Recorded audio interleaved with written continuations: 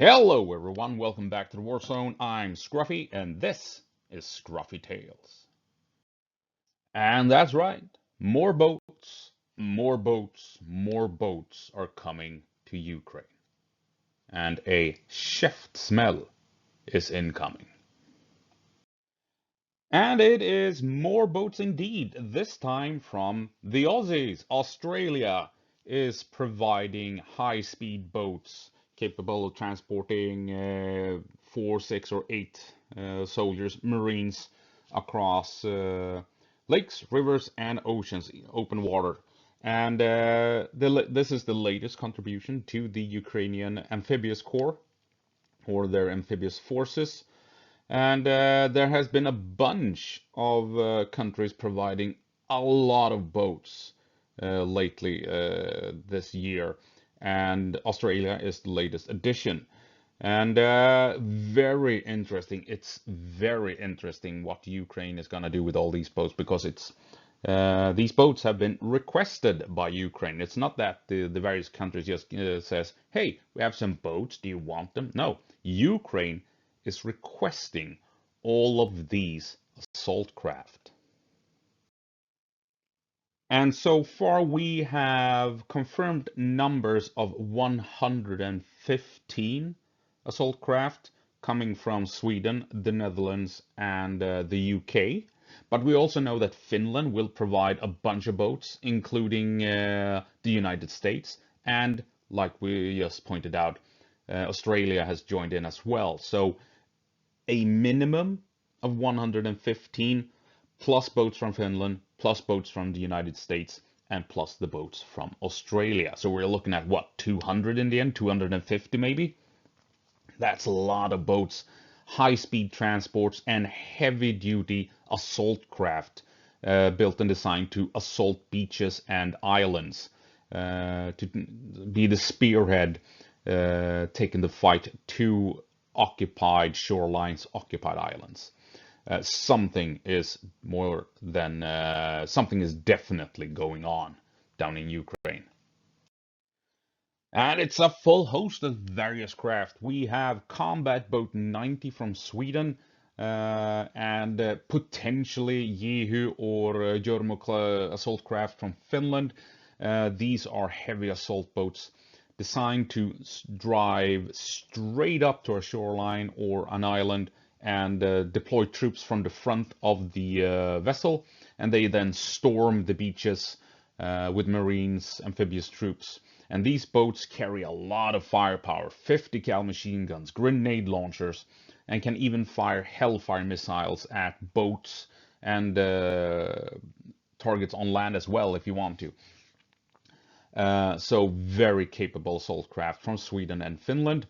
We will also see British raiding craft. We will see G-boats, these fast transports that can bring small units across bodies of water at high speed. The United States has provided various patrol craft in the past, back in 2022, back in 2023. We'll probably see more of those coming in, as well as some heavy-duty coastal defense craft with automated cannons up front and what have you. This is a powerful amphibious force. And Ukraine will soon have one of the most potent amphibious forces around, capable of operating in rivers and along the shoreline.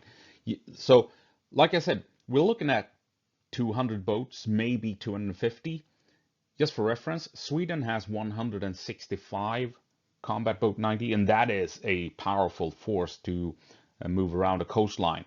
And Ukraine will be looking at not 160 Combat Boat 90, but 250 assault craft of various types and sorts.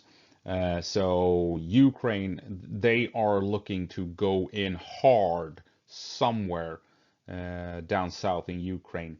Maybe along the Dnipro, potentially even down in Crimea, who knows? But this is a build-up to something big. Ukraine, they're planning something, and it's coming.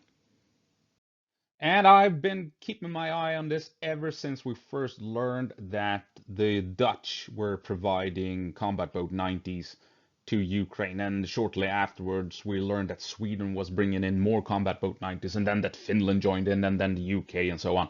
And so I've been keeping my eye on this for a couple of months, well, ever since February, I think it was, maybe. And I have decided to name this entire thing Operation Käftsmäll, because I think that is about what is about to happen. Russia is about to get a pretty fucking hard-hitting Käftsmäll. Käftsmäll is Swedish for, how do you translate that? Jaw hit, mouth hit. Käft is a word for the mouth area. Käftar can be, the jaws of a dog trying to, or a wolf trying to eat you. So Käftsmäll, you give them a proper fucking punch across the face, in other words. So Operation Käftsmäll, and it's coming. And it's all about how Ukrainian Marines will bring hellfire to the Russians. And Ukraine needs this. They need to do something exactly like this. They have so far, ever since the failed offensive in 2023, been on the back foot. Russia has the initiative, Russia is attacking, Ukraine is reacting. So Russia decides where to move in and put pressure, and Ukraine has to adapt to the situation. That is not how you win a war. You need to be aggressive and take the initiative and force the enemy to react to your movements, not the other way around. And attacking in the south with this amphibious force is exactly how Ukraine can turn everything around and force Russia to react to Ukrainian movement. It also allows the Ukrainians to avoid the heavy defenses and massive minefields of the Surovikin line that defeated their offensive of 2023.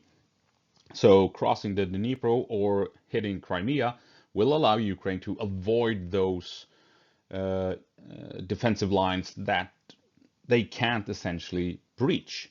So this is a way to bypass it all and find terrain and territory where they can maneuver and where they can liberate occupied territory. And striking in the south, it also allows them to threaten Crimea, which will make Putin and his cronies poop their pants. And they will allocate massive resources to defend Crimea and prevent Ukraine from reaching Crimea, which should ease things up on other sections along the front line. And like I've pointed out, hinted at, attacking in the south will open a new front that favors Ukraine. Russia does not have enough, as many troops. They don't have as many defensive positions, and as they have elsewhere, and it's far away from the Russian mainland, from Russia proper, which means Russia can't rely on artillery positions, missile launchers, and what have you situated within Russia that Ukraine will have trouble reaching, right? So everything favors Ukraine if they pull something off in the south with an amphibious assault. The assault that I have decided to name Operation Käftsmäll. So let's just explore it for a bit.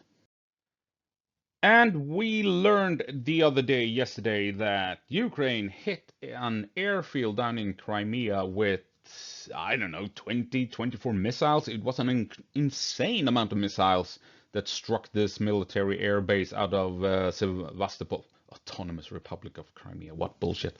And I mean, they have been launched from, I don't know, somewhere here, potentially maybe over here, I don't know, and reached all the way down here without getting shot down by Russian missiles. What? How? How did they get from all the way over here, all the way down here? Very incredible. Not sure how that happened, but it was struck here. Right, and right, Sevastopol has been hit multiple times during the war with missiles. So where are the Russian air defenses? This is Sevastopol. Remember that Ukraine has been striking the Black Sea Fleet headquarters, Russian headquarters in this area, and now they've been this massive air base, this airfield. Take a Fraktove, so this line here, that's the airfield. And zooming in on cats running around in the background, zooming in on this location, here you have Russian fighter jets and what have you. So this place got hit hard with Ukrainian missiles. Not sure if any aircraft were destroyed or if they struck the runway or what happened. They seem to have hit some SAM sites and stuff like that. But 20 odd missiles went straight through Russian air defenses and struck this base. That shouldn't happen, but it did. And this, of course, presents a couple of problems for the Russians if Ukraine tries to cross the river. So, striking that airfield and denying Russia the use of the base and potentially knocking out some of the aircraft reduces Russian capability of launching aircraft and airstrikes against Ukraine in this region. It could also be a way to force Russia to bring down, replace losses in the south by moving in aircraft from the north to relieve some of the pressure up at Kharkiv. But, I mean, striking an airfield, it will reduce Russia's ability to counter Ukrainian moves along the river or out at sea. So it could be part of the shaping operations to prepare for crossing the river. You never know. So where will Ukraine use all of these boats? Well, up here maybe, crossing the Great Dam, the lake, to outflank Russian positions on the Zaporizhzhia front, to support an assault down at Verbove. Not very likely, but you never know. Russia has of late, for the past week, been bombing and or shelling with artillery an area over here. For whatever reason, you never know, but they've decided to aim artillery at this point.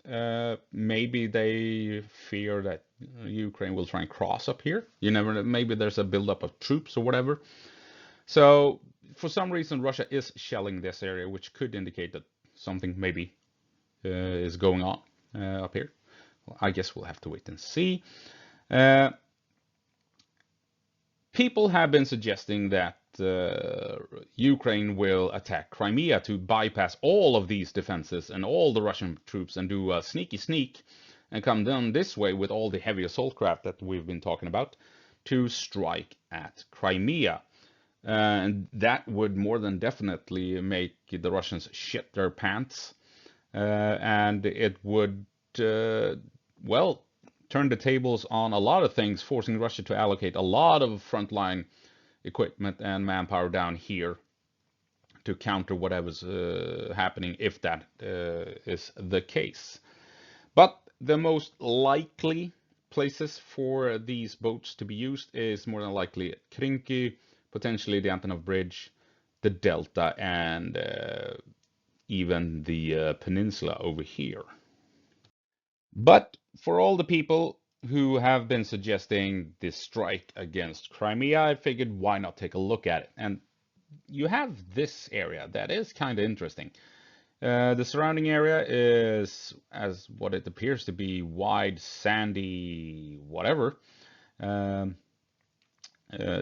massive beaches straight from the coastline all the way, I don't know how many kilometers. Look, it looks to be sand all over the place, with some farmland here and there. But you do have this looks to be a small coastal town, probably flashy considering that's a beach here, right on the ocean here, and the same thing goes down here. But these two locations is interesting for an amphibious assault because of this area and this thing here. And if you bring in troops across the sea with the assault craft and you grab territory, you obviously need to bring in reinforcements, supplies, heavy equipment, tanks, and what have you. And for that, you need proper ports. And That is exactly what we have here and here.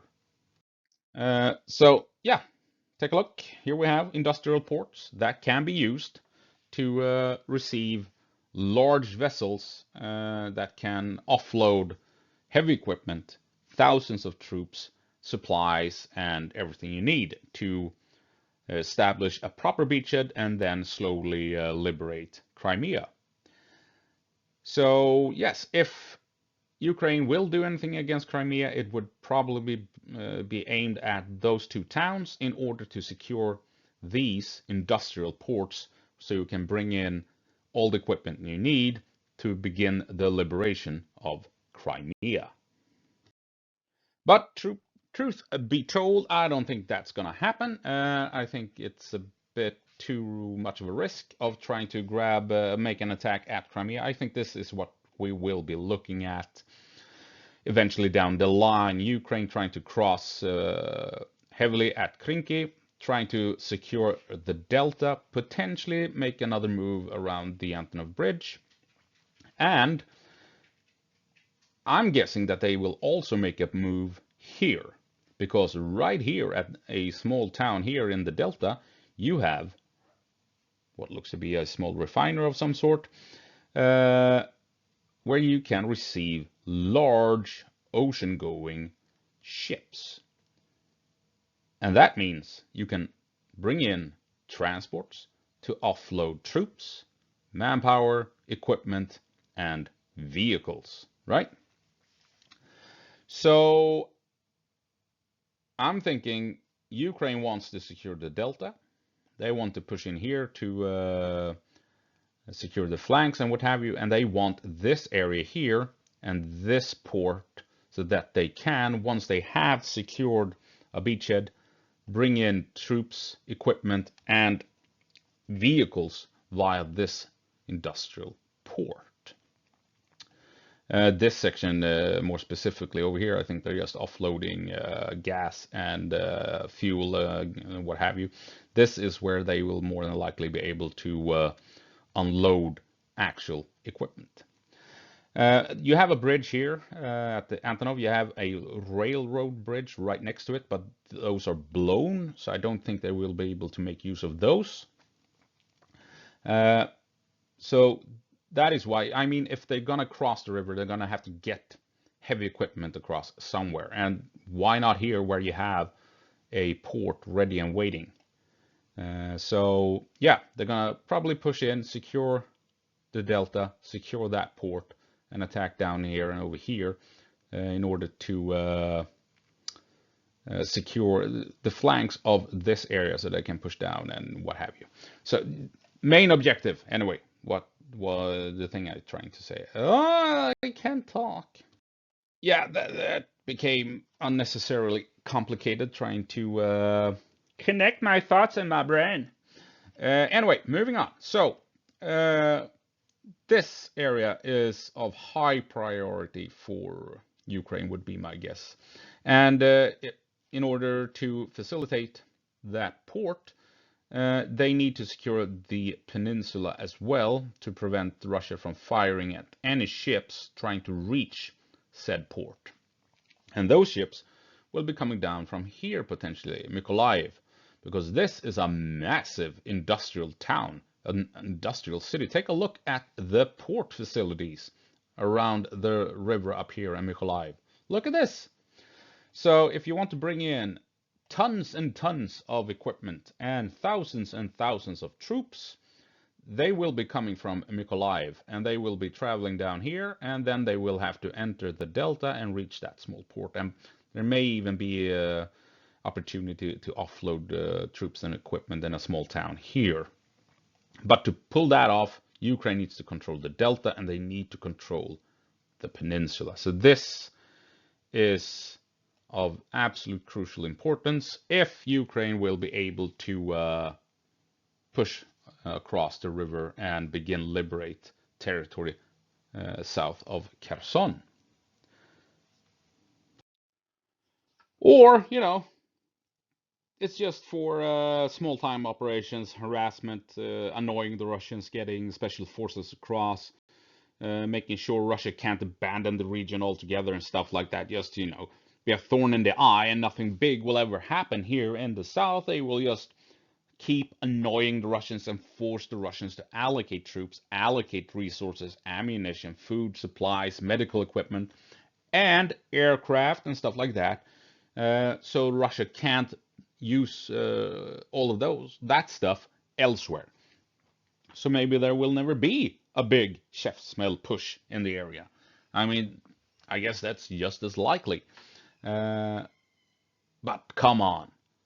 Combat boat 90 and potentially Finnish assault craft as well. Those are heavy-hitting boats, specifically designed to assault beaches, designed for island-to-island warfare. Oh, would be weird sending boats like that if you're not gonna aggressively push across water to assault land. But I guess we'll see what happens. So, that's it. Enough of this bullshit. Interesting, though, that Ukraine is getting so many boats from all of these countries, including these heavy assault craft from Scandinavia and the North in general. Yeah, very interesting. We'll see where it all ends up. But enough of that. End of the video. Go på marsch, Ukraine. Give them hell. And a proper fucking Käftsmäll.